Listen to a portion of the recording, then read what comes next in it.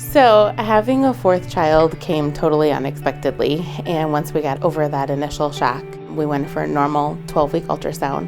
At that ultrasound, they pulled me into a room and said that they had found some extra fluid on the baby's brain. They referred us to the fetal diagnosis clinic in Iowa City.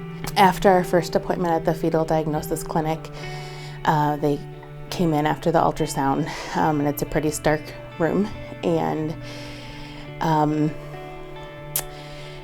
you hear something that no one should ever have to hear, and that is that your daughter has a neural tube defect called an encephalocele.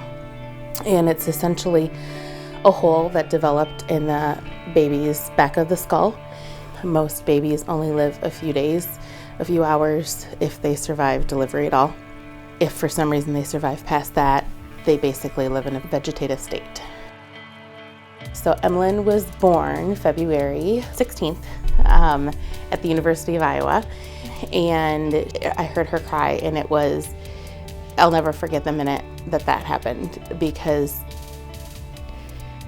all the fear and worry that I had carried for so many months was so heavy, and I could just let it go for a minute.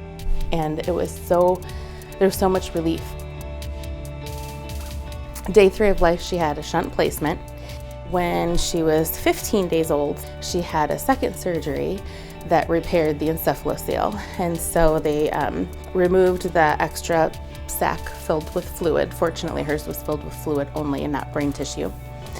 She was additionally diagnosed with Dandy-Walker malformation, agenesis of the corpus callosum, hydrocephalus, and those first 3 are all issues regarding brain anomalies, missing sections of the brain or fluid on the brain. She was also diagnosed with seizures and iris and choroidal retinal coloboma, so her eyes also didn't develop fully. She's healthy in that respect of, she's not sick a lot, she's not hospitalized a lot, but her challenges are daily. She functions at about a 6-month-old level. She can't sit up, she can't roll over.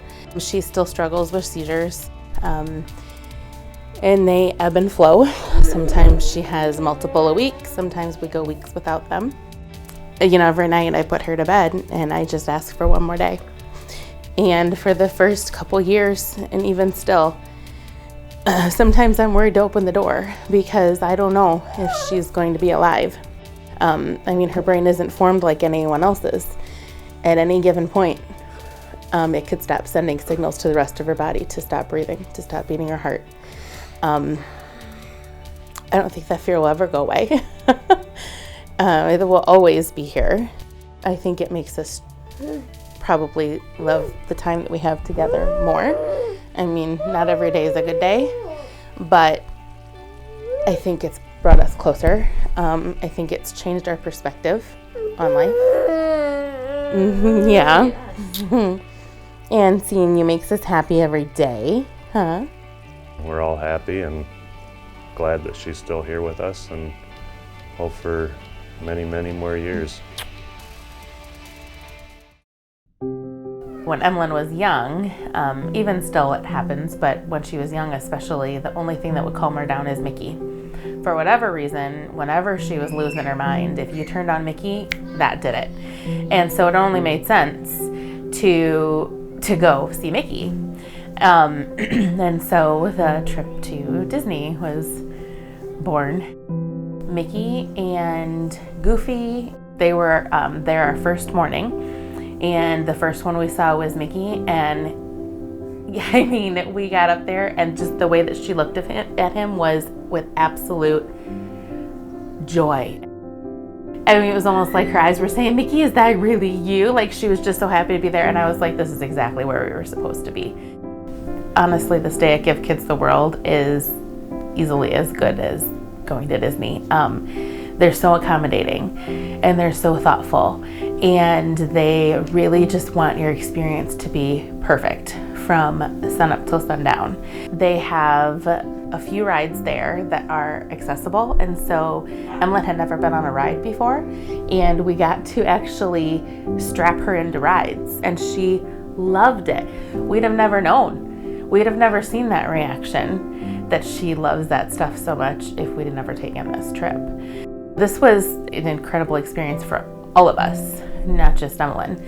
It kind of let us all check out of life, and we all flew together for the first time, and we all got to experience Disney together for the first time. It was pretty incredible being able to do that all together and just watching the kids experience every step of it together. It was really cool. They really, really loved when we were watching the fireworks. I said to my oldest, "So what do you think? Is this everything you thought it would be?" And she said, "Mom, it was better." For the kids that can articulate their feelings, that was such a relief. And we don't ever get to tell the kids yes. And that whole week we got to say yes. We got to get to be the yes parents for the first time ever. And that was incredible. Like Amy said, we're not always able to say yes. And when the kids would come up to us because they had the endless ice cream, ask us if they can have ice cream in the morning after we had breakfast. Yes, go ahead. Of course, we don't do that at home. They would love it, but we don't. It's not something that we can afford on one income just to make a trip like that. So being able to receive it from Make-A-Wish and the individuals that have donated to make it possible is just great. I mean, couldn't ask for anything better. You might think you're just sending a family on vacation, but that's not what it is. We got to stop our uphill life for a whole week. I didn't have to just stress about all these things that are part of our daily life. We got to say goodbye to all of that. And Emlynn got off PT for a whole week. She goes to PT every week, and then she also has PT, OT, and speech at school.